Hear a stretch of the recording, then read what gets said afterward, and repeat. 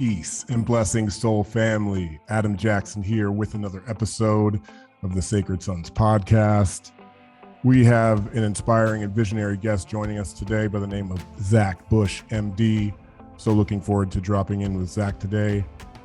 Oh man, on how we're going to transform this world. To be upfront and quite frank, I'm about it. I'm about what it means to be a leader in this time. And so I'm looking forward to get some inspiration for the Sacred Sons Brotherhood, but for the brothers and sisters who are listening to this, to drop it in. So with that, our guest today, he's a physician specializing in internal medicine, endocrinology, and hospice care. And he is applying the rigor of science, the strength of humanity, and the intelligence of nature to transform our world. Please welcome Zach Bush, MD.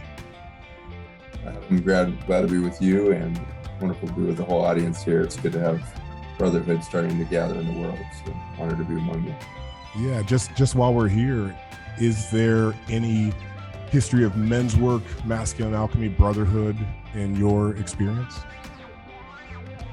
Yeah, mine started relatively young. I think, the first exposure a lot of us get to that brotherhood experiences in sports, and so I was a pretty shy, introverted kid growing up, and around 7th grade, my Spanish teacher kind of took me under his wing, and he was also the wrestling coach, and he recognized a kid who didn't know if he had a path or not, and was timid and stayed away from my peers and was always kind of hiding away with the teacher, and tried to make myself the teacher's pet so that I had somebody to hang out with, and would literally hang out at recess with my teachers and stuff like that, just not really understanding my peer group well. So the brotherhood started in wrestling, and wrestling is kind of that grappling sport of individualism.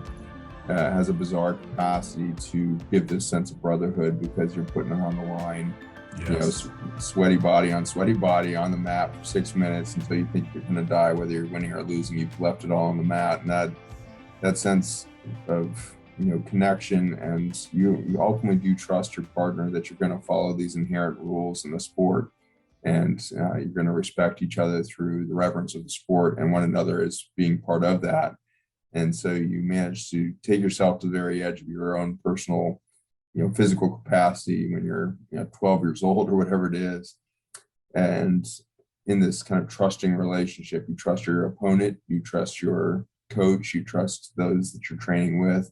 So I think that's really where it began, where I hadn't been thrust into that. And I think it's interesting that we often need to be taken to our extremity before we find the opportunity for real, intense connection. And so here we are in 2022, and we're finding ourselves as a collective, as a global society at our extremity. And we're there. And now there's a bigger need for brotherhood, for sisterhood, for conscious awakening. And we're in that time, and I want to drop in to all of these things today. But before we do, I'm going to invite us to take a deep breath for ourselves.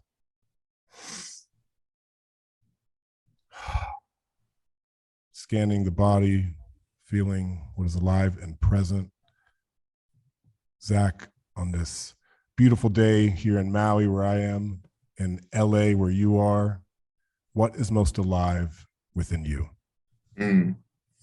That's a potent question right now.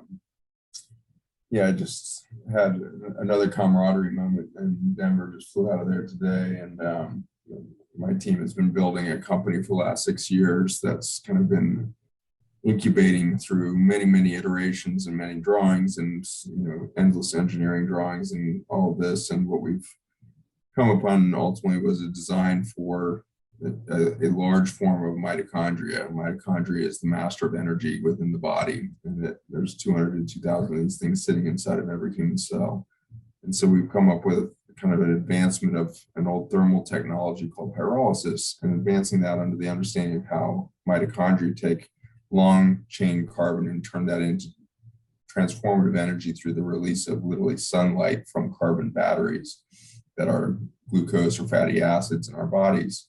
In the same way, we have the ability to release sunlight from any long chain carbon that we would consider waste. And these could be plastics, tires, farm waste, even small, organic matter, things like coal, but the big ones being bagasse, which is sugar cane, and hemp being a huge problem for the planet right now. Hemp cane doesn't compost well, so it off-gasses methane for 20, 30 years after being piled up. And so we're taking that into biodiesel and biofuels to release the energy potential within these waste streams to clean up the planet for one, but also remind us that energy is infinite.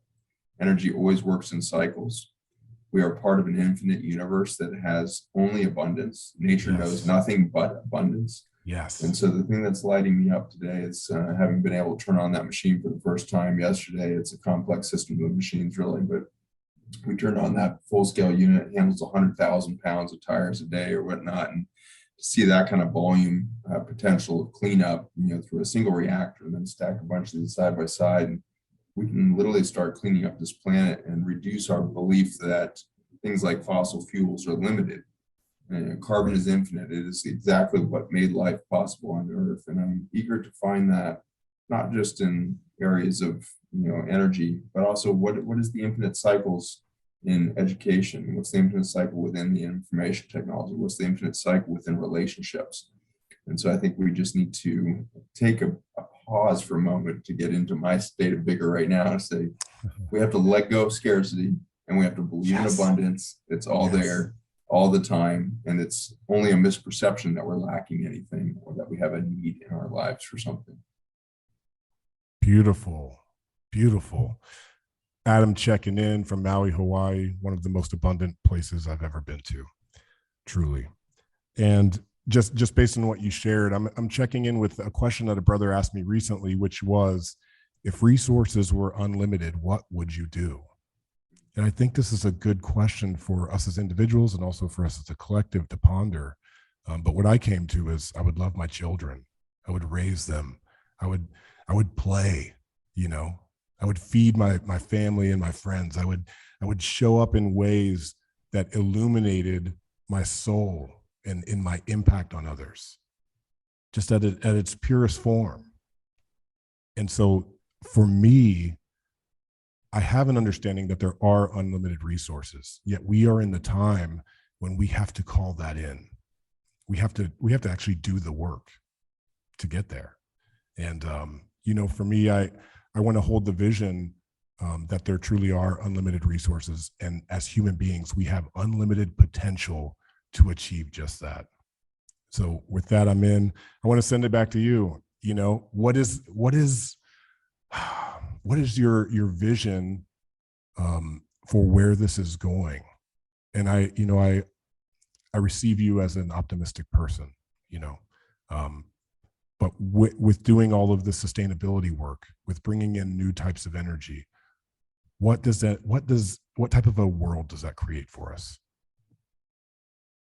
Yeah, I think it moves us out of this fight or flight state that tends to result from the belief of scarcity into this state of what's neurologically referred to as the parasympathetic state. But that state of being, well, relaxed, and all of this is good for longevity and all kinds of things. It's really the outflowing of that parasympathetics that gets me most curious, is that when we find ourselves in a moment, and it doesn't have to be long, like a few seconds of true parasympathetic vibration, we get to sense things that we don't through the five senses, so these dominant distraction of our eyes and our ears that allows things like social media and Netflix and all these streaming platforms to capture our attention. We can disrupt that for a second, and we can hear and listen to something much deeper. And that can be the vibration within us reacting to a complex nature around us. And so this moment is really the true sparking of ingenuity that is based in curiosity. And so for me, infinite resources, when you come and wrap your head around the fact that there is no scarcity, it immediately leads you to the potential for curiosity and this spark of innovation that could allow you to become a co-creator within the universe that you are literally manifesting around you every day. And if we stay in that scarcity mindset, fight or flight, we tend to stay in this reactive belief system or reactive existence. We're reacting to everything around us, thinking that we are prone to or the result of our environment, rather than a co-creator with it and really a manifester of the way in which we show up for ourselves and therefore the relationships around us and therefore the world around us. And so that flipped those simple switches from scarcity to abundance, from reactive to creative. These are the things I think happen when we start to really embrace the possibility that everything is infinite. Yeah. It's, I have this sense around the scarcity, around the fear story. So we have millionaires and billionaires wanting to go to Mars. And why? And they'll say, well, the earth is going to end one day and we want humanity to survive. Yet we're not investing in it in its present form. I believe like this mission to Mars is also just ultimately a fear of death. It's a part of the sickness of scarcity. Yeah, it's kind of the most extreme version of escapism, right? Yeah, totally. So, the irony, of course, is that we can solve any of the existential problems that face us right now with the amount of money that we spend on a space program, right? And so we can easily shift ourselves into this state of abundance where we change food systems into decentralized systems. We change energy systems into decentralized systems, such that, a neighborhood can produce more food than it can eat, more clean water than it consumes, more electricity than it consumes. And it starts to become a generative epicenter. A neighborhood could be a generative environment in which there's more biodiversity every year because there's this co-creative potential between nature and a humanity that sees us within nature instead of against nature. And so I believe that we can blame the billionaires, we can blame people for starting wars, we can blame Putin, we can blame all these things, and then we can see as victims everybody else. We can see as victims the Ukrainians right now, or the Syrians in the last couple of years, and all these horrific humanitarian events. Or we can see them as an opportunity to move all of us into coherence. And so are they really making sacrifices that just make us feel bad and we feel like the tragedy has hit us and we feel like victims? Or is every society, peoples, and everything else that go through trauma actually an invitation to change? And I think if we take that more opportunistic kind of expression of ourselves and see that every war that starts is an ultimate symptom of a failure to communicate. And if we're failing to communicate, what leads to that? And ultimately, what I've decided, whether we're in my basic science laboratory, we have an incredible lab that does very fun, exciting cell biology around the intersection between the microbiome, the way soils and food systems interact with human biology. So we study cancer cells and healthy human cells, the gut lining, kidney lining, blood-brain barrier, all these just different barrier systems of the human body. And we study the impact of community around that, community in the form of diverse species. Yes. The more diversity you get around you, it turns out the more clear your boundaries are as a human being, which is pretty fascinating. This happens at the cellular level by increasing the amount of tight junctions, which are like Velcro that hold a cellular barrier together. And so something like your gut lining is about half the thickness of a human hair, and yet covers 2 tennis courts in surface area. So a massive surface area, half the thickness of a human hair, kind of like a cellophane layer that protects you in the outside world. We used to think this was like, the boundary event. Everything outside was germs and everything inside was sterile. We now know that's not at all true. Genetics over the last 15 years have revealed that there's microbiome and bacteria and fungi and viruses in every single organ system of the healthy body. And so the barrier is not there to create a us and them event, which is how we saw the human immune system. The barrier is there to create communication. And so I want you guys to think about that in regards to your own boundaries. When you create a boundary around your own heart, it's to improve the communication to those around you. It's not there to block love. It's not there to block communication. And so the way that biology does boundaries is by creating the opportunity for connection, literally. And so when you have a healthy boundary, you can connect the microbiome in a healthy fashion. It can be balanced, human to the microbiome, soil of your gut, all of this.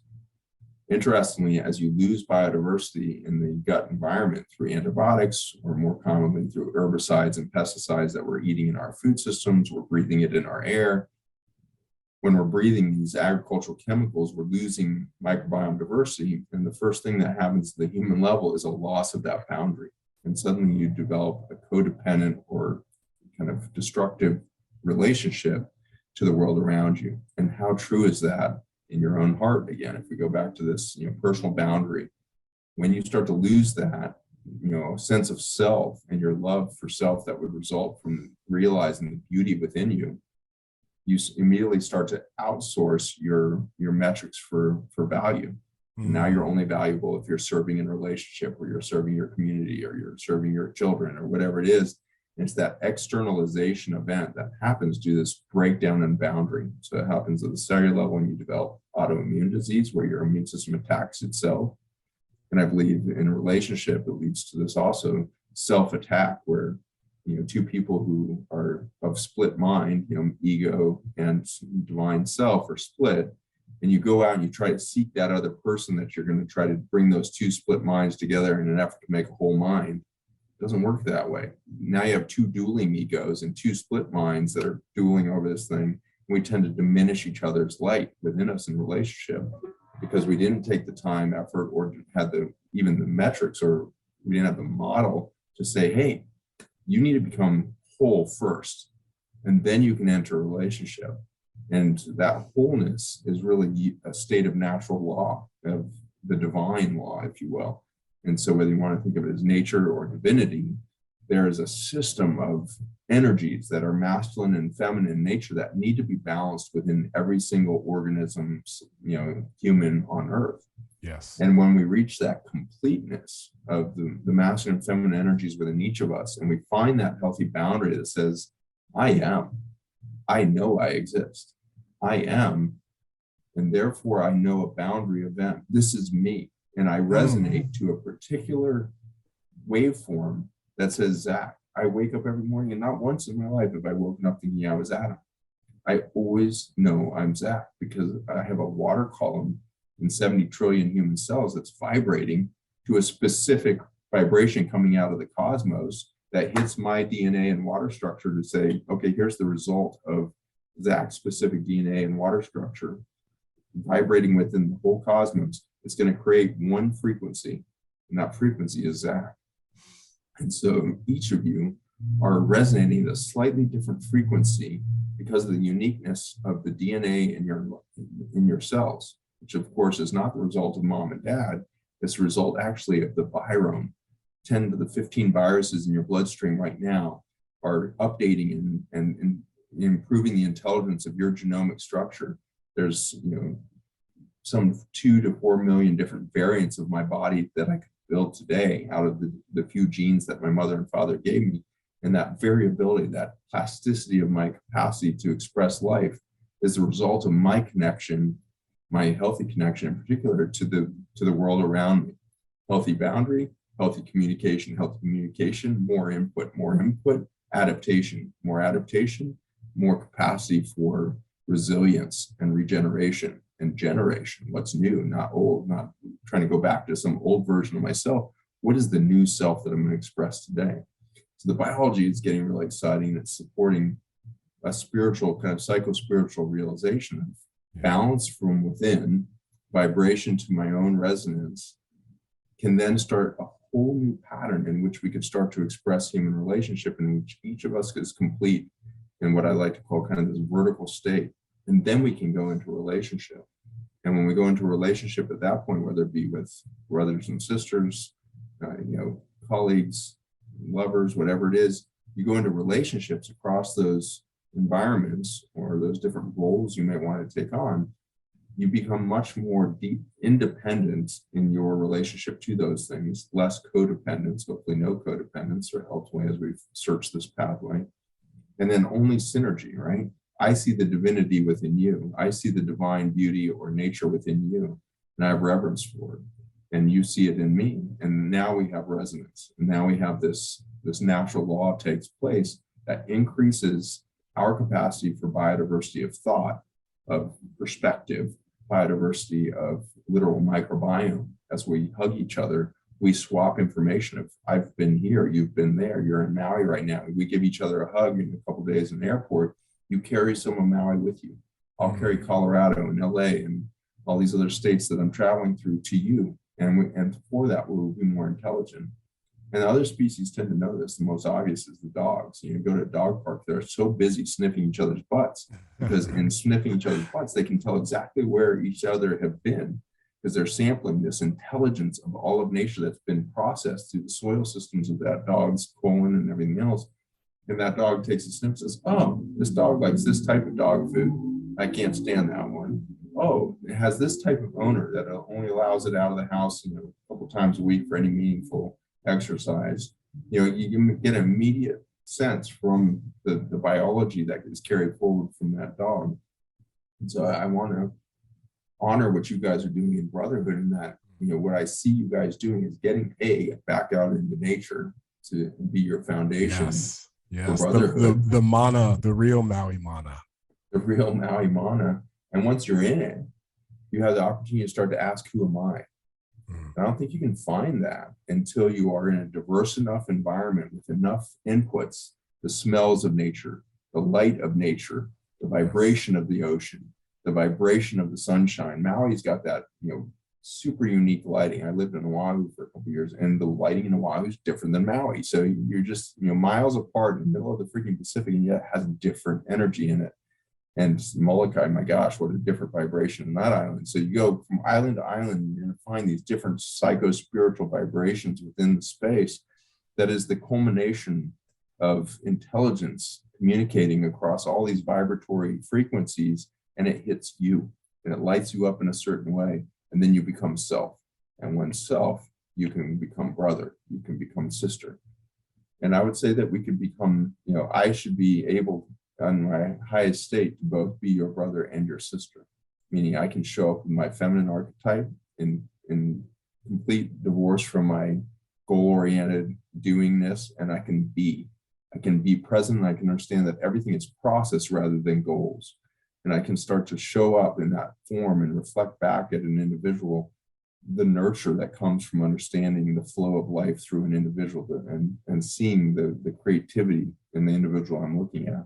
And so we can show up as sisters or brothers to one another, and show up in these different energy forms and reflect back at each other, different versions of each one another.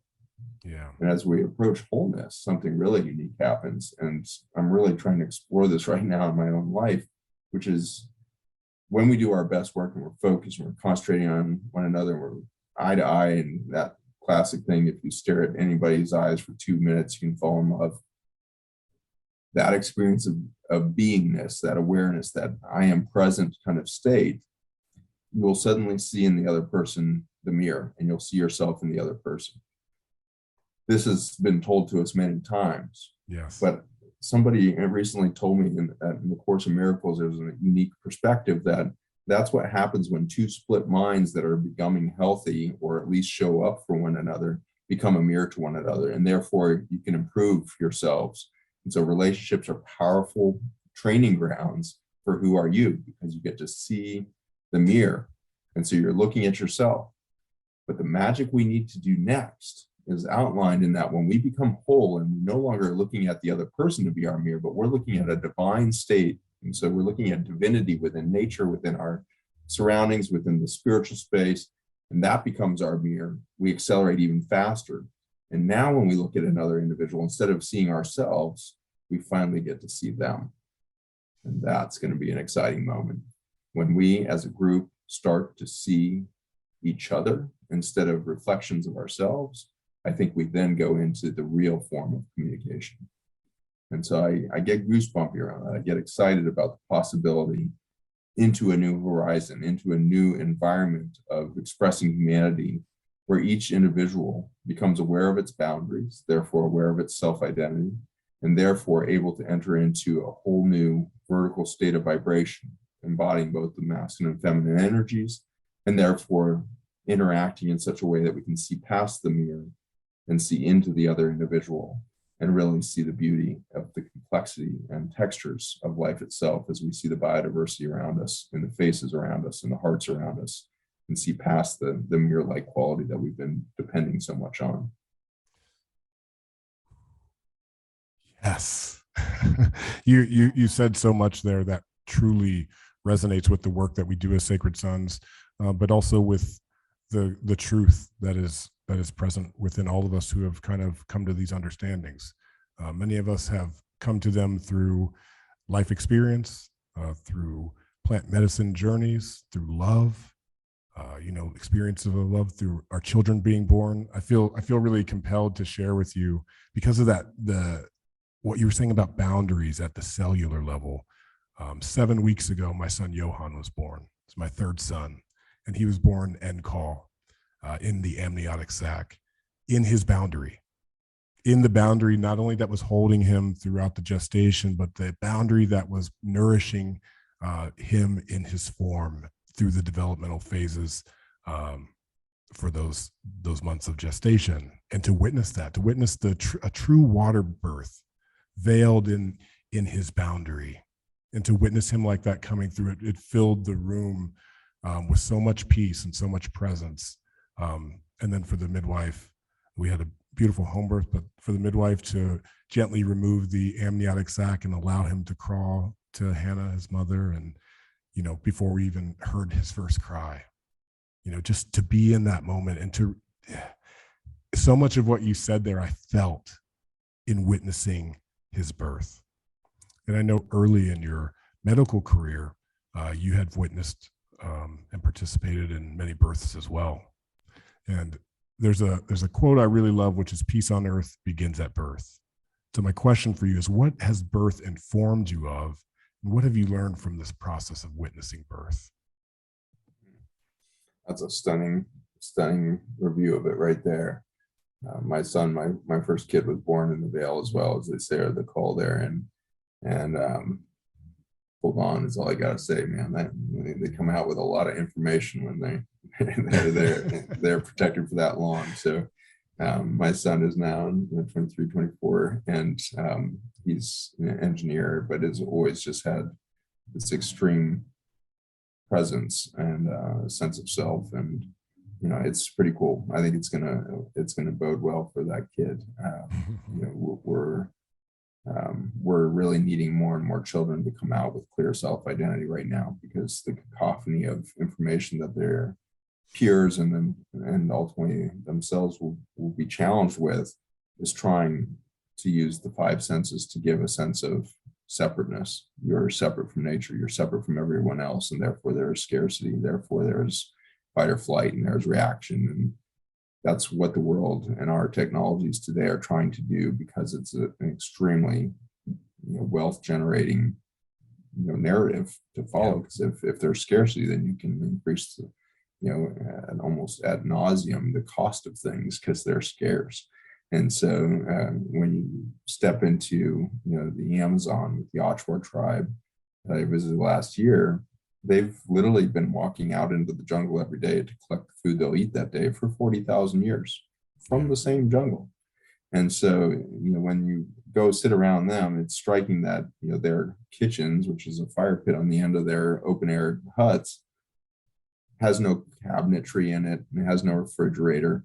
They literally don't feel the need to store things because they know that the forest has stored everything they've ever needed for 40,000 years, and so when and how did we lack that? And part of it was, I think, the schism that we started to believe we were separate from nature. And that plays into this birth story that you're asking about. Like, what is your experience with birth? Every time I've looked into a newborn's eyes, I get an immediate sense of the infinite. You lose yourself in there. There is no reactionariness to those first few moments of life. There's no reason for them to react to anything. Door slams, they don't react. They're not like at this sensory level of and they'll get there. They'll start to pare down the amount of neurologic inputs. And that's what learning is actually cutting neurons. And it's not forming new neurons, it's actually cutting away a bunch of neurons to make a single pathway and say, okay, this is my belief system. This thing happens and this results. And so we have to be around a while before we believe, enough to prune away our neurologic potential. So what that child is seeing at the moment it opens its eyes and takes its first breath is the highest amount of input it will ever have. There is no filtering of the neurology. All it sees is beauty. And that's what I get a sense of both at that, birthing table or in the bed there, or at the bedside of a patient dying in my hospice work. You get to see the infinite back in the eyes of the individual who has let go of fear of death and is entering into a remembering of from where they come. And they're entering into another expansion moment, a rebirth into the infinite space. And you can see in their eyes, you can see a change in their countenance. They may have been struggling against, HIV and AIDS and cancer and depression and suicidality, whatever they were struggling with for years, suddenly dissolves in those last few minutes. And you get to see a real human in a state of knowingness that they are infinite, that they are about to re-merge with the source from which they stepped into this meager world. And so I'm always intrigued that at the bookends of life, we see the secret to life, which is the infinite, the lack of fear, the sense of I am from source, I am source, I am, just I am. Stop there. I am. And that's what you see in a child's face. And that's what you see in an elder's face as they start to let go of their fear. And I've gotten to be around more and more people in my life now that are learning to let go of the fear and the scarcity to become reborn in their bodies instead of waiting for exit. So this is the calling of brotherhood ultimately, is can we hold enough safe space that we can rebirth in our lifetimes, many times. And I believe that the exercise is die to yourself again today. Because the things I'm holding on to from literally today, from this morning, things that got said to me by peers, things that got said to me by, coworkers, all this stuff is imprinting some belief system about who I am. And if I hold on to that and then try to carry that forward till tomorrow, it's not real anymore. That's a memory of other people's statements and everything else, but it's not tomorrow. It is not the day that I'm in that moment. So you have to be willing to go to sleep every night and say, okay, bunch of stuff got programmed in. I'm going to let go of it all. I'm going to surrender back to my original vibration. That's what I think surrender means. Are you willing to go back to your original vibration? And if so, you're going to have to stop doing the negative thought process and the self-talk that you're doing and beat yourself up. You're going to have to let go of your belief that relationships are a metric of your own success. That you have children, that I have children, that we have spouses, that we don't have spouses, that we go through divorces, or we go through marriages, or we go through partnerships in any form, and we get this job and we get this title. All of that is complete fragmented, human beliefs and value systems imprinted on top of, and in fact, distracting you from, if not completely divorcing you from, your own vibration. Yes. And so are you ready to pare it down, strip it down, wake up naked in your own mind, in your own heart? This is me, and I am vibrating, and my vibration is unique. It is not like anybody else's. 7.9 billion unique vibrations on the planet that we call humans, and not one of them is the exact same vibration. Therefore, there is a knowingness at the cellular level, who is who. And so I'm excited that in that tapestry of perfect, unique pixels, we start to see a complete organism that we would call humanity, Homo sapiens sapiens. We will become the wise ones that we named ourselves to be. Sapiens sapiens twice is weird. Why do you call yourself wise twice? It seems unwise. But, at any rate, Homo sapiens sapiens, we're going to see ourselves as a whole when we come to those boundary events that makes us each so special.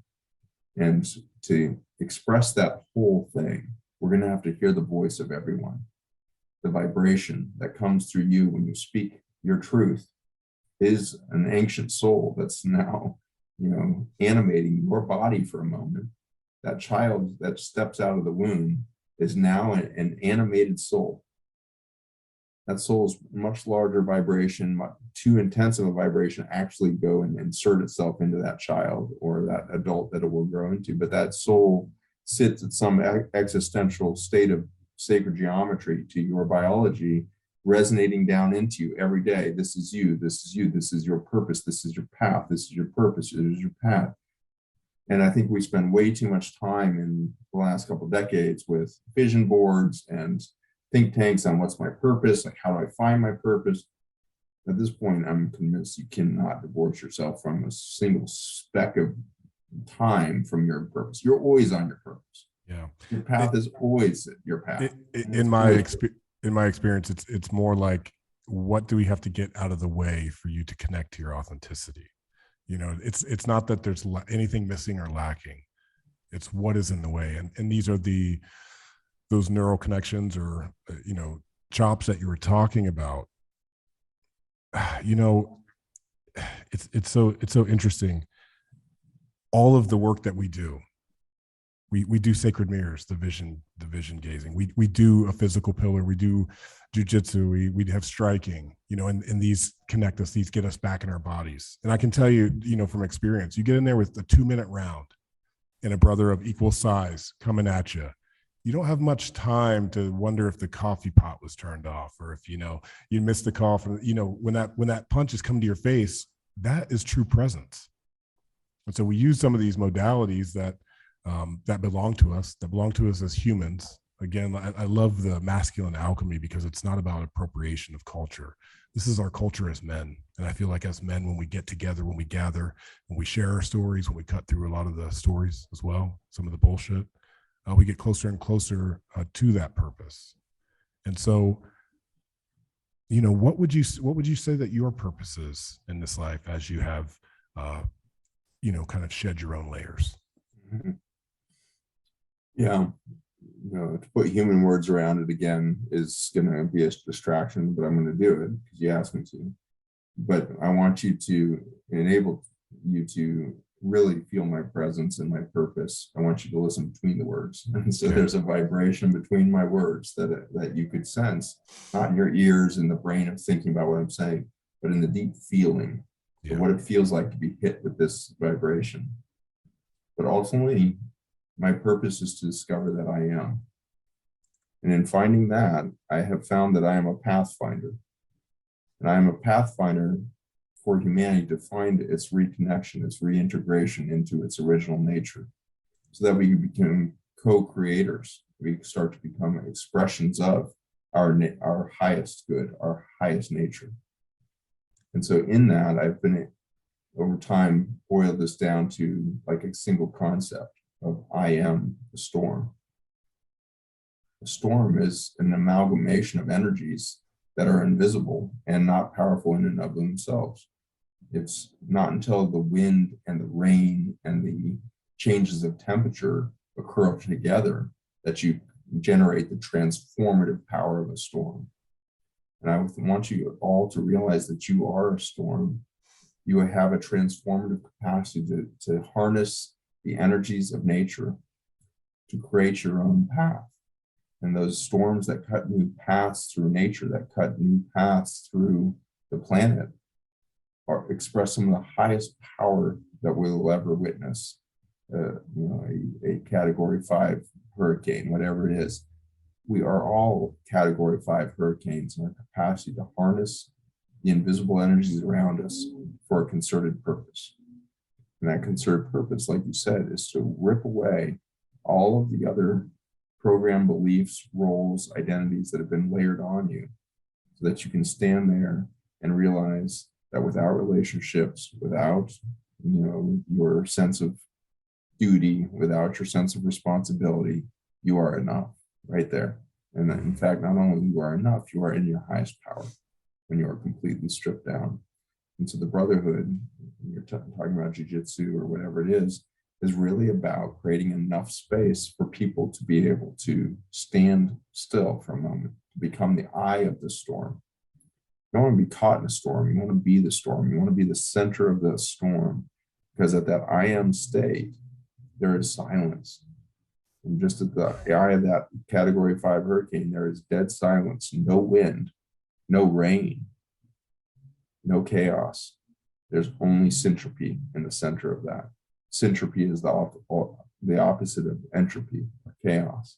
So syntropy is the ultimate expression of order, higher intelligence, the expression of order within a complex universe. And so it's the systems of syntropy that we're looking to create in each of you.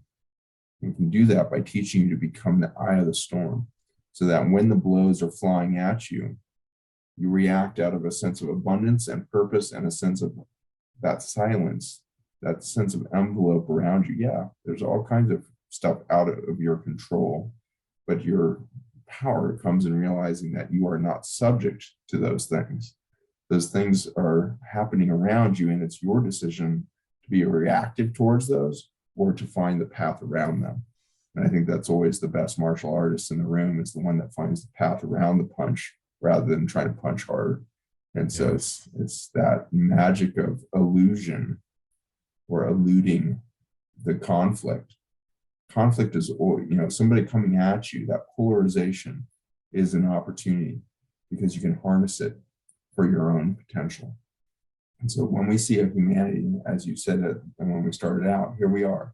We are at this moment where 7.9 billion people followed the same fear narrative for a moment. And in that, we became hyper-polarized.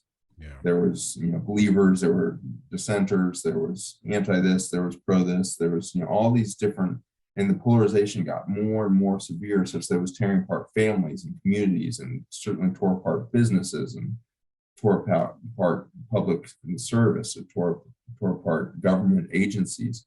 So there was a massive amount of tension through the polarization. But any good martial artist will see that polarization and recognize that it's only an expression of great power. And if somebody comes along with intent and captures that power for a coherent philosophy of life, they will have more power than anybody's ever had before. And it will be a power that is unifying rather than divisional. And so ultimately, that's what I think I've come down to is, if I'm a Pathfinder, if I am a storm and I'm silent within myself, my highest calling is to create a unified philosophy of life. And so what does that look like? And so we're just launching, my second nonprofit. The first one was Project Biome. Our first project out of that was Farmer's Footprint, where we were really looking at regenerative agriculture and then regenerative systems of air and water. How do we start to see the planet as a co-creative potential force? How do we enter into relationship with these things rather than trying to fix all of the problems we've caused through our separation from that nature? Now we need to apply it into human systems. And so we're starting a new Institute of Natural Law and Governance that's looking at unifying the philosophy of really how we exist. If you look at our founding documents in the United States, the preamble to the Declaration of Independence is pretty profound. It says, we're going to create a system of governance among men that will be based on natural law. It actually flips around, it says laws of nature and divine law. And it puts divine law above and apart from natural law. And it was that divine law excuse that allowed us to say, well, our God is more mature and evolved than the indigenous gods of the First Nations people. And so we're going to be able to take their land from them. We can rape, pillage, steal from them if we need to, because our God has said that we have dominion on this planet. And if we're the highest form of such and such, then we should be able to take it. So we schismed our philosophy at that moment in this nation. And I think we did it based on the schism that had been placed there in colonialism in our experience in Europe and beyond. And so when we start to schism the philosophy between natural law and divine law, we will destroy with that whatever empire results. And so our empire is collapsing currently. The United States is collapsing its influence and stability because we are seeing the natural progression of a divided mind. Are we really following the laws of nature, or are we going to make up a story, a narrative about some sort of external God that's sending messages through a few people to be told to everybody else as to what we should all be doing? And therefore, we lose the ability for each individual to believe that they are a sovereign source, that they are an expression of the sovereign, the divine, and therefore they have direct communication with the divine. So this Institute of Natural Law and Governance is looking at how do we take the concepts of natural law that allowed, by the way, First Nations people to actually govern with incredible stability for probably 10,000 years in North and South America, right. Under natural law. With just in North America alone, it was over 600 different nations coexisted through a cooperative version of natural law. And so the Iroquois were the first to really teach this to the immigrants coming over from Europe. And those immigrants, would become known as the founding fathers and all this, which is notable that they left out the founding mothers, which was a big mistake because the Iroquois and the Navajo and many of the natural systems actually ran their system off of a circle of women. And so it was the Council of Women that held the power to decide who would go into power. They also decided whether wars could occur or not, and over what issues were relevant for war to occur. And so the Council of Women was really part of natural law because there was an understanding you can't have an unbalanced masculine and feminine energy step in. And so if you have the Navajo Nation, a matriarchal society, or the Iroquois, more of a patriarchal society, they had to balance themselves under these systems of checks and balances of the energies. Is there enough feminine energy to check the behavior of the masculine energy within the space?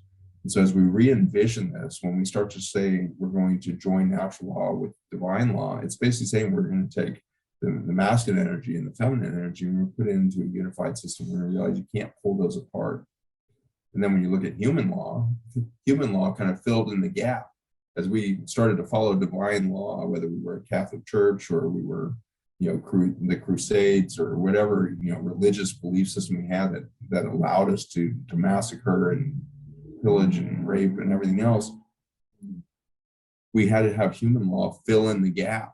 So we had to have, we can come up with like human rights, and we have to come up with, civil liberties, and we have to come up with, civil laws and punishments and all this, because we had created this huge gap between, divine law and natural law. So because we lost the sense of our own divinity, the sense of our own true nature, the sense of our own connection to our fellow beings. Yes. And that includes not only humans, but animals and animals and plants and trees alike. I mean, the connection to the Great Mother is undeniable, and it's something that I feel like that we have to return to. And so it sounds like you're creating principles, based off of natural law. And so how do we apply this?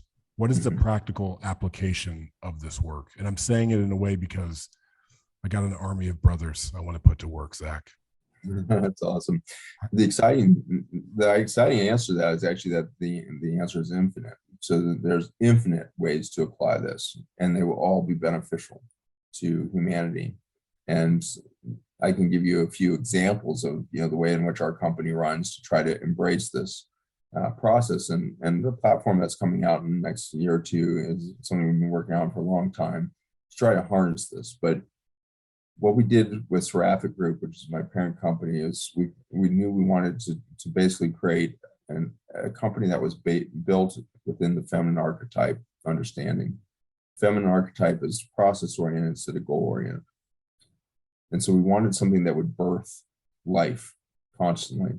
And so if we were going to do that, we needed to create an infinite system, and an infinite system that was a process rather than a finite product that would try to increase its sales goals every quarter and then sell itself to some massive conglomerate, and everybody gets rich and goes buys their beachfront property in Hawaii or whatnot.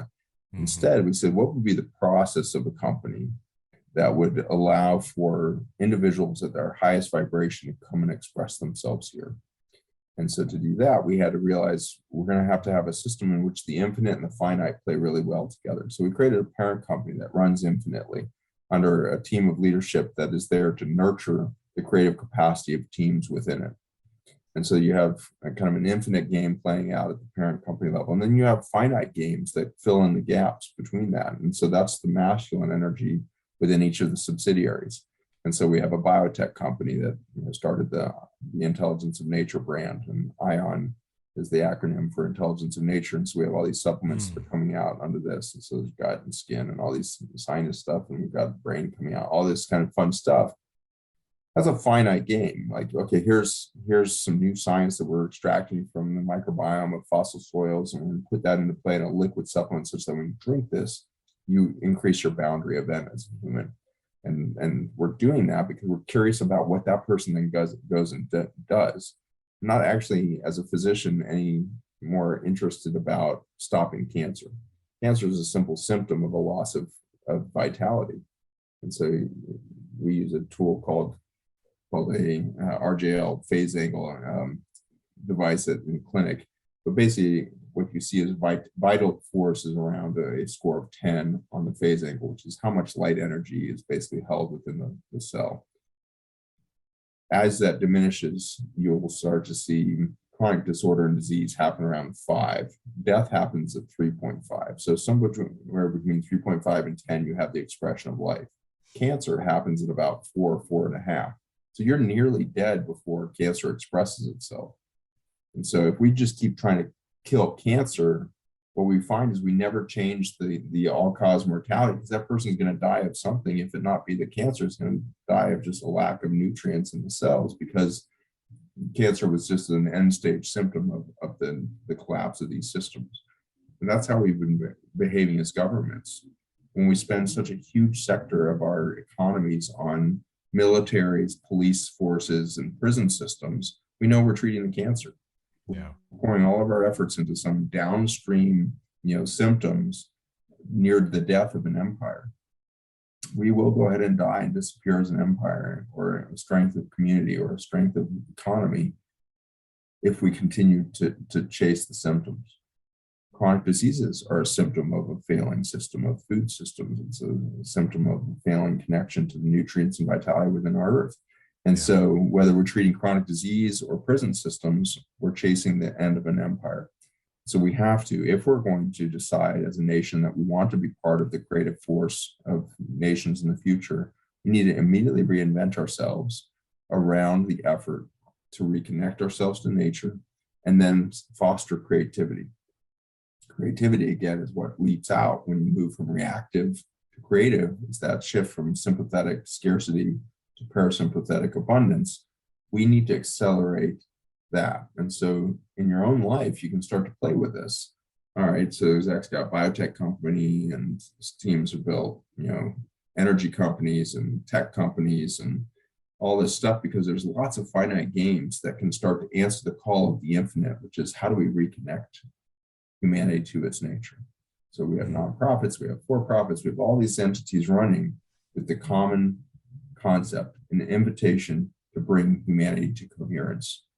That is the massive transformative purpose of our infinite game, an invitation to bring humanity into coherence. And the coherence is a description of vibration again.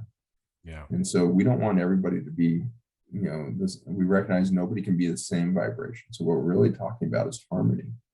Won't it be cool when we all hold our own note and hear the whole symphony playing? Yes. And there's a fact, currently, there's more human souls on this planet than any time throughout all of history. Okay. So we have the ability to potentially focus our harmonized energy onto something in this call for unity. And so what is that? Is there a global meditation? Is there some type of a true global hand holding that we actually have to do? Or what is the, man, I believe that the souls are called to this planet right now, for this reason, to become harmonized. And this awakening is a part of it. And I feel like the amplification of the awakening is like, I could feel it every day. It's intensifying and intensifying. And so what, in your perspective, what is that leading to? What is the next phase? Maybe we're heading into the golden age. What is the next phase that is a result of this current awakening? Yeah. In many ways, it looks like individuals becoming individuals, right? And so instead of being carbon copies of one another in our effort to wear the right clothes, say the right things, be the right vibration out there, instead of we all become the individuals that we are vibrating at that cellular level, we start to follow that North Star, the expression will be immediate across the planet. Yes. And I don't think we have to reach 100% of people to reach the tipping point, right? The tipping point might happen at 4% or 6% of the population reaching this extraordinary moment. at that moment, we will go through a phase shift, right? And so when you change the resonance to, coherence to start to get into this harmony, you stack the vibrations such that everybody can elevate. And you experience this in choirs and things like that, where, there's 4 or 5 people out of tune and blah, blah, blah, but you get 150 people singing Amazing Grace. Suddenly the vibration ignores it picks everybody up into this higher state, where those ones that are out of tune are no longer out of tune. They're in the symphony, and there's this coherence of vibration out of this intention.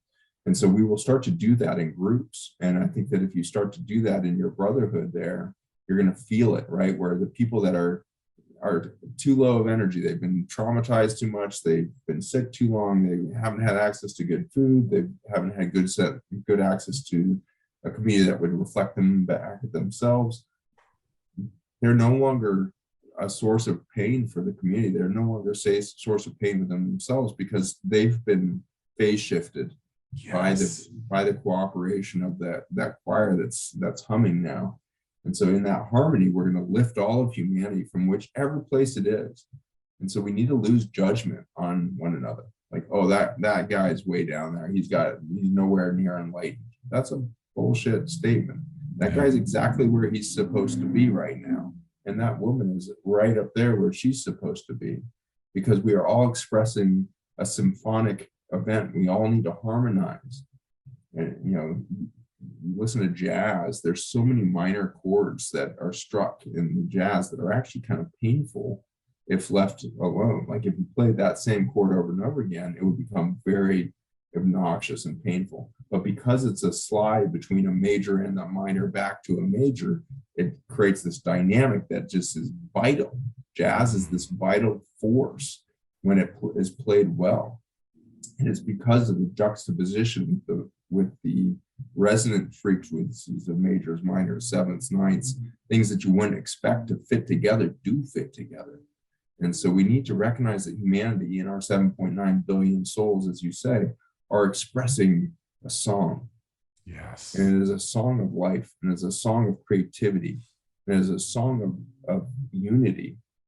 And that phase shift will happen. And then biologically, what will happen at that moment is fascinating, is that we'll go through an epigenetic shift. Epigenetics is kind of the ways in which you program on top of your genes as to how you're going to allow those genes to behave. And there's prophecies, both from indigenous peoples as well as, apparent extraterrestrial sources and things like this, that all seem to agree that we are right now in this 10-year period in the end of an epoch. We're finishing, some people think 50,000, some people think 70,000 year cycle, and we're about to birth the next. And we have an opportunity right at that metamorphic event where we're in the cocoon, everything is turned into mush, and it looks like total chaos, and it looks like, oh my God, it's all falling apart, and it's all a shitstorm. And why would we have any hope? Because the caterpillar is completely mushed in that out and is dissolving, because the butterfly is about to form. The phase shift that we're about to go through is about losing the epigenetics of fear, guilt, and shame. Yes. You lose those 3 things genetically, it totally transforms the neurologic system.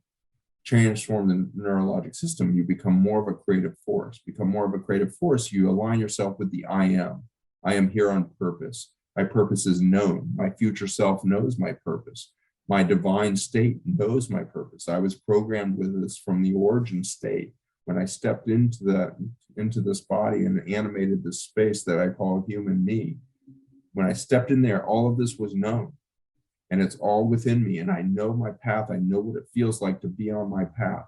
And it may look selfish to people initially, because you're going to stop doing the codependent thing, and you're going to stop doing, this or that version of, duty and responsibilities and things that were taking you away from your path.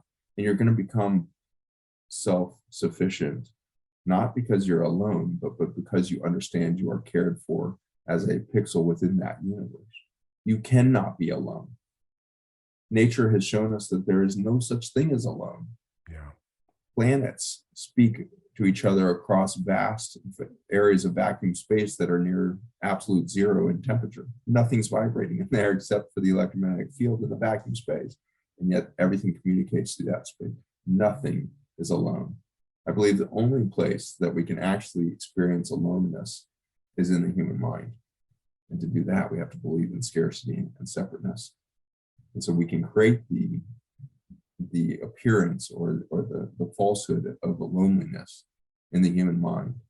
But if you get yourself out of the human mind and the five senses that dominate that mind and get into the vibrational experience of your body, yes, listen there instead of here, you're going to start to follow your path again. And you're going to start to know where you were leaking energy out to other duties and responsibilities and roles that actually didn't fit you, weren't you, and don't define you and don't make you valuable. You're valuable when you're resonating to I am, that I am state, that water column. And so we're going to have to rediscover each other in our relationships, in our jobs, in our sense of co-creation.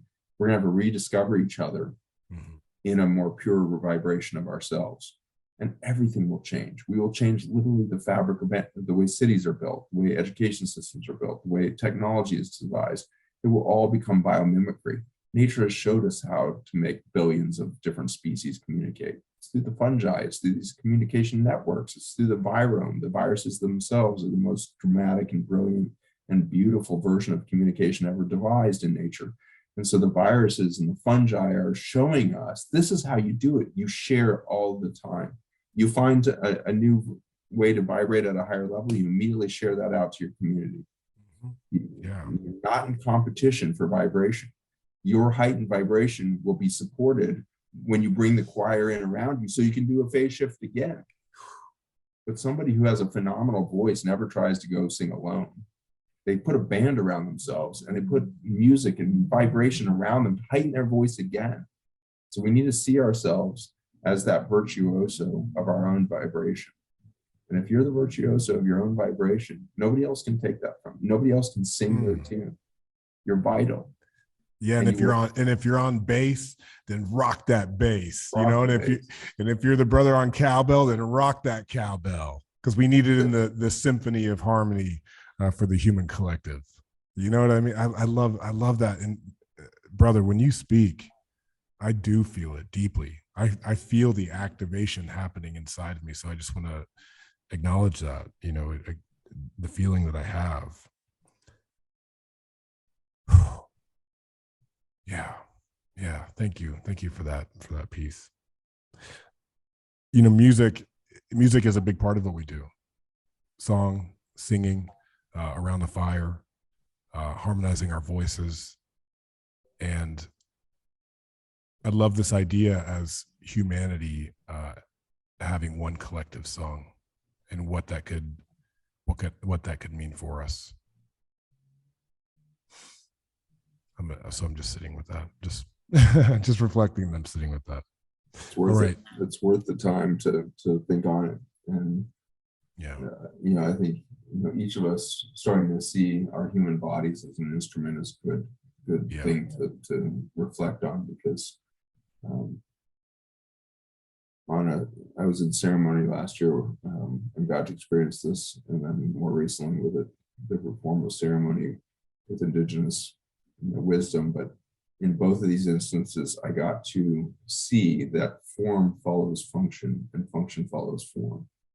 And literally my body is designed as a resonance chamber to receive my original vibration. And it's actually formed from the interaction of genetics putting a bunch of cells together, and those cells then vibrating to Zach and my face and my throat, and the shape of my chest, the shape of the floor of my pelvis.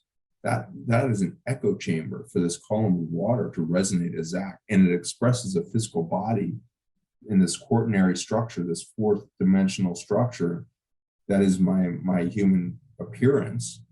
But it's not for the fact that I should, have a big ass forehead and have a wide nose and have that prominent brow, or it's so that my skull vibrates in a certain way when my voice hits my hard palate as it echoes my truth up from my core. And I say, I am. That is designed to be my vibration. And so my facial structure is literally the result of my soul projecting an energy down into a physical form and it expresses a human body. And if I respect that now as my chapel, this is my resonance chamber. I was just in DC and got to see, again, in my favorite building, which is the National Cathedral. The flying buttresses are like our ribs, and they hold up this cavernous, main chapel within the National Cathedral. And one grand piano sits in the middle of that. And one chord on that fills this vast hall because of the shape of the hall. Yes. And so the one ping, that little light, tap on the string of your soul message, your truth, will fill the whole cavern, will fill the whole body with your resonance. And I want you to start to think about your body and your physical pursuits, whether it be at a gym or out on trails or doing jiu-jitsu, whatever you're doing. It's not for the purpose of jiu-jitsu. It's to refine the physical structure so that you resonate better to your original vibration. And so the play between physical form and the functionality of vibration, I've gained huge new appreciation for. The Achuar tend to be very short, small peoples, and they travel through the jungle in silence. Their form is literally the vibration of a forest creature that knows itself within the context of its community of the jaguar and the birds of paradise and the eagles that fly over there. Yeah, it's dolphins. Formed to its environment and its culture in its place, in its set and setting. It is a pure vibrational expression of life, is the Achuar people, or one child walking through the jungle, knowing its path because it's walked it already hundreds of times to the watering hole to go swim or whatever it is. And that child in its vibration never wonders what it is in the jungle. It always knows what it is within the jungle because it can feel beyond the five senses. It can feel the original vibration within it. And so each of us need to return to that childlike understanding that everything's provided for. The tribe's been provided for by the nature, and we don't have to think about it. Like, where does food come from? A kid at 5 years old is not thinking about that in the jungle. Over the next decades, the kid will be taught, oh, that's the mushroom you eat. That's the thing it provides. Oh, that's where you get hearts of palm from. And this is how you cut the bamboo to get the hearts of palm. And it will learn these things, but it never worries about it. And so this is, I think, where we need to return to is we will remember the skills that have been passed down through the ancestral wisdoms. When we settle our mind away from the scarcity and step into abundance of the divine is within us, therefore we are always provided for. The divine is within us. We have the vibration of co-creation, therefore nothing can be against us. Any opposition is a polarity giving us the opportunity to harness new energy and move past it rather than in conflict to it. And so it's that martial arts like capture of energy around us. It's the qigong of the universe here, and we grab the energies and we put it back within us. We see new energy coming at us and it looks oppositional, but we just step to one side and we grab that energy as it moves by and we put it within us.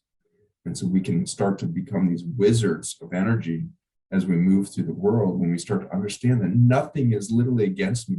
I am a force of fucking nature because I am. Nothing can be against me because I am of the fucking divine. This is who I am, and I am powerful because nothing can stand in opposition because I always know how to sidestep the opposition in time to capture its energy and put it towards my intention. And so this is the weaving and the jogging and the contortions that we can do to the energies around us to maintain our form for function. If I no longer put the stress of people who don't believe I think I'm crazy or a quack doctor or whatever thing is they want to do, I don't need to put that stress into my face. It used to be visible. And as I let go of that belief that somebody else's opinion of me matters at all, and it's only in my purest expression of self that matters, then my face starts to reflect joy, and people see beauty from within me where they saw stress before, or fear before, or guilt. And so there's a great line in Ayn Rand's Atlas Shrugged. It said, when John Galt walked into the room, people saw the most beautiful face they'd ever seen. It was the face of a man that knew no fear and no guilt. And that's just a beautiful line. I think it just speaks to that form follows function. The function is the original resonance. So if we become the John Galt who's willing to walk away from all of our responsibility to save humanity, which is what John did, right? He invented a machine that could capture energy and make it free and infinite, and the most powerful engines ever. And he had all this knowledge within him. He says, you know what? I'm not going to put this into the old system. I'm not going to let the old system of colonial, beliefs and, everything for the social good. And he said, no, if the world cannot see and respect me as an individual, I'm not going to palliate that thing by giving all of my ideas over to this force of communal destruction. We need to sidestep it. We need to sidestep Western civilization right now. Listen into our indigenous knowingness. We're all come from indigenous bloodlines. We need to come to terms with the trauma that we've inflicted on indigenous peoples collectively as a Western civilization. We need to acknowledge it. We need to weep for it. And then we need to step into it and say, okay, in that pain, we're going to, instead of resisting or withdrawing from the pain, we're going to step right into that pain and go through the pain. We're going to capture all of that energy of all the traumas and we're going to unify the human mind. The Global Health Education Summit that I just did is free on my website if you want to go to the whole series of global health panels. But the one that you'll see that Will have posted most recently is exactly about this, that when you traumatize the human psyche, it separates. It will compartmentalize into multiple personalities. It will, in its own protection. And we do this at the individual level, and we do this at the societal level, where we schism our identity to try to handle the amount of trauma coming in. And it's not until we step into the trauma that we can finally unify the identity that we schismed in the first place. But if we try to keep avoiding the trauma and hiding it away, then we continue to have to schism and divide our self-identity until we all look like we're opposed to each other. And that's what's happened in these last recent years. We all look in opposition to one another because there was so much collective trauma that was borne out over eons, 70,000 years of us believing that we were separate from nature, believing that there was scarcity. So we need to step back into our relationship with nature, and we will see the resolution of all of this.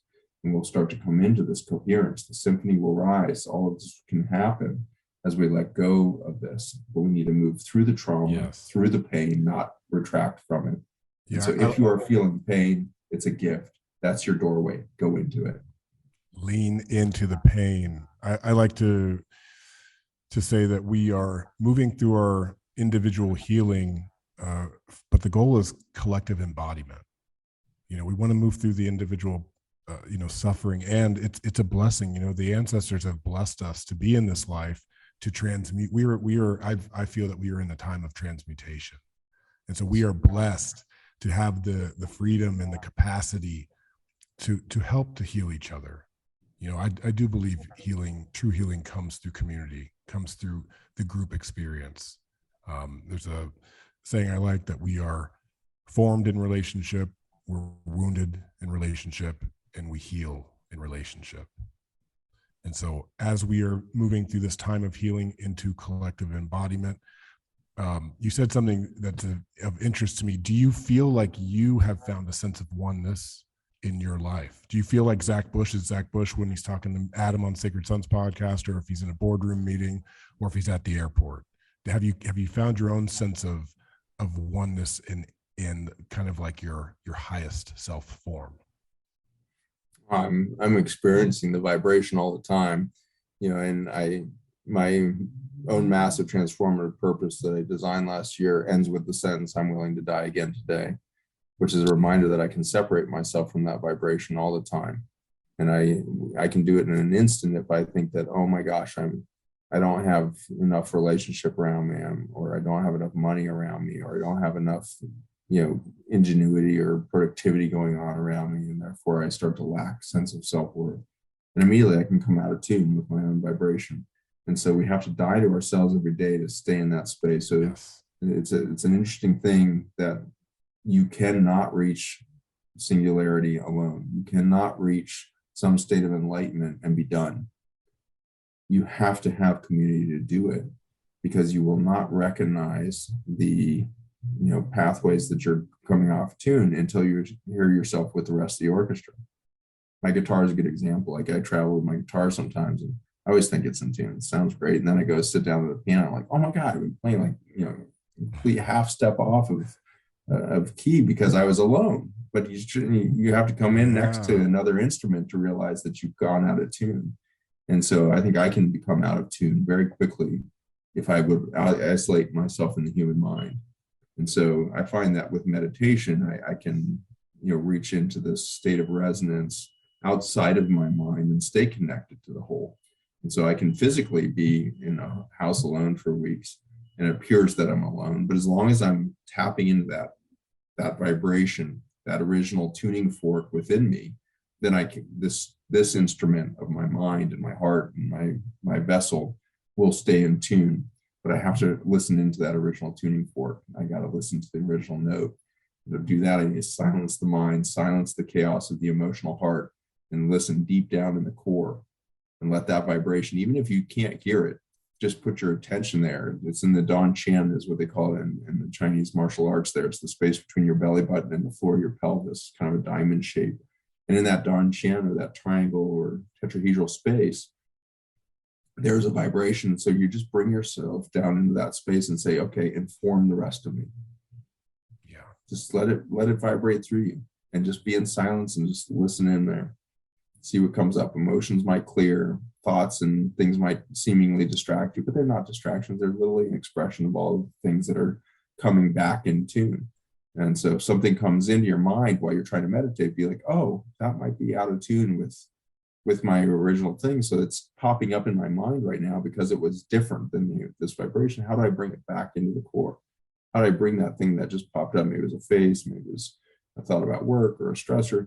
How do I bring that back into resonance of this understanding? Because nothing within you can be against you either. And so it's all there for you. And so bring back your negative self-talk thought, and don't reject it and think you're weak. Realize it's a tool. Addiction, and a couple of global health education summits ago, we had TJ Woodward on, and he wrote a book called Conscious Addiction. And he brilliantly points out that all addiction is a brilliant tool for resolving the issue of abandonment disorder. And so in the moment that you think you are abandoned from a parent or loved one or yourself, more dangerously, or from God, and you believe yourself to abandon, the mind and the ego work together to kick you into addiction, which is actually what he calls a genius tool for survival, so that you can get yourself back to self-awareness and all of that. And yet we tend to use these things as shame and guilt of like, oh, I'm addicted to this, I'm addicted to that, I'm addicted to drugs or porn or whatever it is. That's your path in. Okay, I'm addicted to porn. What does that mean? It means I have a false belief about the role of sexuality and sensuality in my life. And I believe that it's something to be consumed rather than created. And so how do I shift that? Oh, remember that I am a co-creator as a sensual being. I have 5 senses to engage. Let me try cooking for a group of friends and feel what that feels like. Let me bring them in and give them umami and salt and sugar and these incredible rich fats and carbohydrates. And we put together a beautiful meal.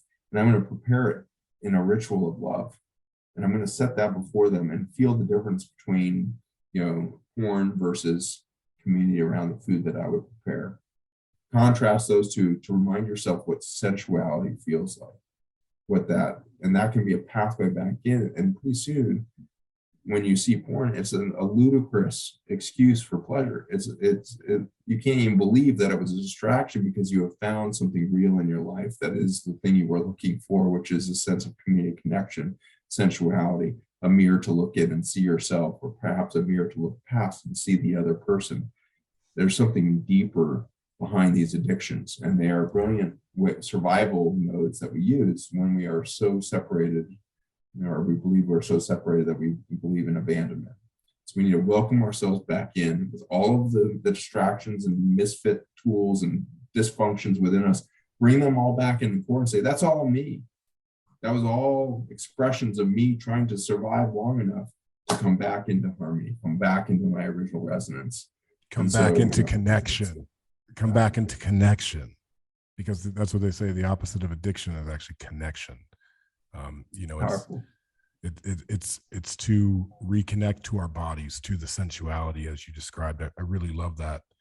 And in a way, it's a similar sentiment as you were doing your Aikido or your Qigong and moving that energy to respond to whatever situation life throws at us. Ultimately, to me, this is leading to reciprocity, to get into the stream of reciprocity. This is how I like to envision it. Like as we move through our life, are we regenerative in our approach? Is our energy regenerative, or do we reach burnout? You know, are we able to get a reciprocal flowing energy through our bodies, through our actions, ultimately through our relations, through all of our relations? And so how do you, I love that you're doing indigenous work. I love that you're sitting in medicine ceremony. I also partake in plant medicine ceremonies and have deep reverence for that. And I'm curious what you think about a concept around here. We call it re-indigenization.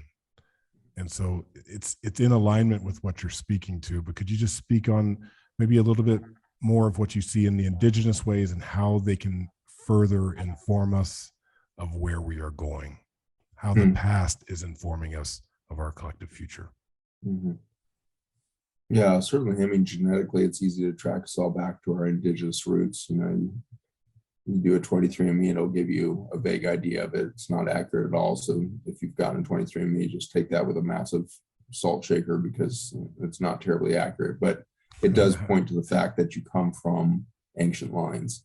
Yeah. And so while it may not be accurate yet, it points to the fact that we are all actually extremely diverse in our genomics. We come from multiple continents, we come from multiple cultures, we come from multiple wisdoms. And so there's obviously, you know, genetic roots in that. But I think deeper and more simply, it comes down to this idea of scarcity versus abundance. In the indigenous mind, in the re-indigenized culture, we will believe in abundance, and we will see synergy between life, and we will realize life does not occur unless it's biodiverse in its function, in its ideas, in its perspectives, in its spiritual identities or beliefs. Until we reach this true biodiverse input, we won't have adaptation. Without adaptation, we become vulnerable to failure and extinction. We're right on the bubble right now. If we don't fundamentally change over the next 80 years, we're very likely to go extinct. And so that's frighteningly close. That's one human lifetime away from an extinction of a species that's been here for a couple 100,000 years. From, you know, two-legged, you know, Homo erectus for maybe a couple million years. But we're about to disappear because of the severity of our belief in scarcity. And as soon as you believe in scarcity, you believe in the need for ownership. And as soon as you believe in ownership, you are part of the exploitation of nature and other humans. And so if you want to know what re-indigenization looks like, it's going to be loosening your hand on the sense of ownership. And maybe you have to release your sense of ownership of the things you have around you, the house and things like that. How do you start into a sharing economy again? Right. How do you understand that you are not an owner of anything, but you are a steward of something? Yeah. And so you are not actually even an owner of your body. You're a temporary resident of the physical matter that would form a human body. And it's going to disappear. You're going to have to let go of that at some point and return to your, and so you do not own your body. You're a temporary resident. You're a temporary steward of that temple. And in that, what do you want to pass on? What force do you want to pass on? And an oak tree has a lot to teach us about that. If a white oak with one genetics, a very simple genome in the white oak, passed on by the acorn that would drop out of that. That acorn drops, plants, you know, itself, grows a sprout, grows into a huge 80-foot tree with a 150-foot canopy, just stunning, massive life. And then suddenly lightning hits, or it reaches its end point of age, and there's not enough nutrients to support, it falls over, collapses, quote unquote, dead. In 1 year, the trunk of that tree laying on the forest floor now has given life to 100,000 species. One gene bank has turned into 100,000 gene banks on the trunk of that oak. And so when you think about the temple that you are temporarily stewarding, Are you going to fill it with all the Diet Coke and the preserved foods and the drugs that are going to pickle that body into a chemical hazard in your burial? Or are you going to nurture that body and you're going to organify that body such that when you pass your energy on to the next iteration, abundance comes forth? When they spread your ashes on the water, and my favorite ceremony around death is definitely the paddle out in Hawaii there. It's one of the most powerful witnesses of how nature wants to be part of the reverence of the passage of life. When they get 40 or 80 or a couple hundred surfers out there and paddleboarders, and you're out in a huge circle in the ocean, the waves are undulating with the crowd, and the family goes out into the middle of the circle, and everybody starts throwing flowers as they sprinkle the ashes out into the ocean. And then once the flowers are spread out, then everybody starts to throw water as high as they can into the air, so the sun would capture all those sprinkling droplets to create a million rainbows. And it is beauty, and it is reverence, and it is the vibration of the ocean and the falling of water back around you, and it's the wetness, and it's that life within it. And as soon as I saw one of those, I was like, this is how I want to be rebirthed, is through the water and through celebration and through exuberance and pounding of the water and pounding of the air and the reverberation of song over the ocean surface. That's how life should reverberate. And so when you start to think about what are you here to do, remember, you're not here to own anything. You are here to steward a moment of time. And as a steward, how do you behave? You have to begin in reverence, knowing that nothing is yours. It is a borrowed state of being. And so what are you going to pass on to everything around you? How are you going to be a steward of beauty? And you'll find that in your song, in that original resonance. When you become that virtuoso of your own tune, you will become that purified state that will only collect to it higher vibration, higher vibration, higher vibration. And so when you come around somebody who you feel like is like that, oh my gosh, if that person has that, maybe I can get there. If you feel that vibration, know that you're not chasing them. What you're feeling is the desire to chase yourself. And so resonate to yourself, to your own, to express yourself to the highest. Don't try to morph into some guru. The age of the guru is over. You should not have any more gurus. You're done with that phase. It was a genius tool, just like addiction itself, to get us to a certain stage. But we got to let go of the gurus. We got to let go of the drugs. We got to come into our own resonance and become stewards of our own identity, and therefore our own beauty, and participate in this global moment of creativity. Amazing. Zach, thank you for your beauty. Thank you for your depth and for your attention and the intention that you speak with, man. It's totally felt. And I just feel called to say thank you in this moment. Thank you, Adam. I appreciate you. Really seeing you, man. Appreciate you seeing me. That means you no longer need a mirror, which allows me to see you. So thank you for being seen, and thank you for seeing me. And I appreciate each of you listening, because this conversation wouldn't have taken shape and form as it has without your resonance of your future selves that are listening in right now as we have this recorded conversation. You're already here with us. You're already resonating in this space with us. And it's for that collective vibration that anything has come from. So I want you all to know that if you heard anything that resonated with you, you're listening to yourself. I'm just throwing out bongs and whatever chords it's hitting, whatever you're resonating with. It's not because of my words or my knowledge or anything about me. It's because you are here.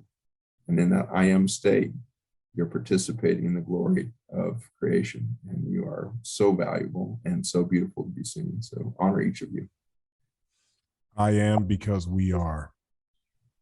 Because we are. Zach Bush, you're a sacred son. You're a sacred son, brother. Honored to be considered among your brotherhood. All right. Thank you so much for your time. In closing, where can the brothers and sisters reach out and find you who may be listening? ZachBushMD.com is where you can find just about everything there, all the educational content.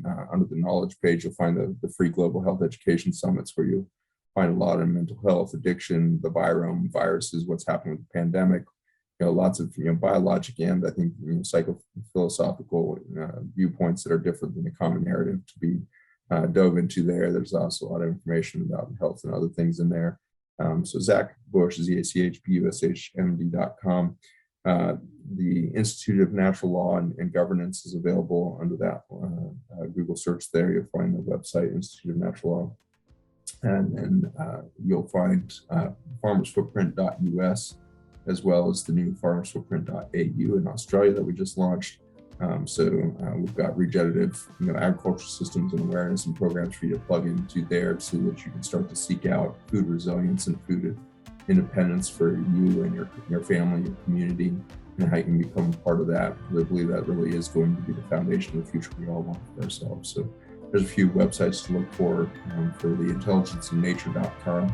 They'll take you into that intersection between human health and biologic microbiome that can give you a real new foundation. So if you're going after biohacking longevity piece, or you're dealing with chronic disease, you're not going to have a solid foundation until you have the microbiome in your pocket. And so the Intelligent Nature is a huge body of science that we've developed over the last 10 years, as well as a series of natural systems that you can engage with in those living supplements. So engage across the board, enjoy life together. See something beautiful in your resonance with one another, and honor the part of your Syntropy. And with that, find your unique vibration and add it to the symphony of beauty and life. Zach Bush, Adam Jackson, Sacred Sons. We're out, family. Peace.